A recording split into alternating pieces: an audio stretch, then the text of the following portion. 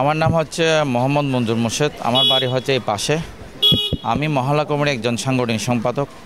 এলাকার মহল্লা কমিটির সাংগঠনিক সম্পাদক হিসেবে আমি বলতে চাচ্ছি, এখানে যে অনাকাঙ্ক্ষিত ঘটনা ঘটেছে, দুই পক্ষের মধ্যে পাল্টা দেওয়া হয়েছে, ওটা স্থানীয়ভাবে আমরা একটা মীমাংসার মাধ্যমে সালিসি বৈঠকের মাধ্যমে আমরা এটা সমাধান করে দিয়েছি।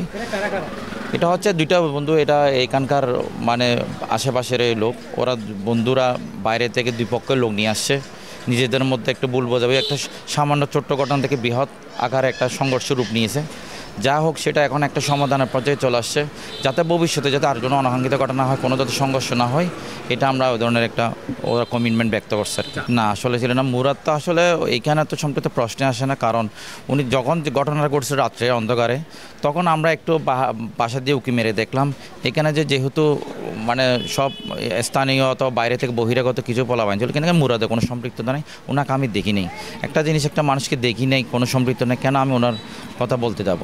ঠিক আছে। আর কেউ যদি ইচ্ছাকৃতভাবে বলে, সেটা হচ্ছে যে একটা প্রভাবান্ডা চালাইছে, একটা মিথ্যা সংবাদ, একটা মিথ্যা বানোয়াট একটা কথাবার্তা। এখানে মুরাদে কোনো সম্পৃক্ততা নাই।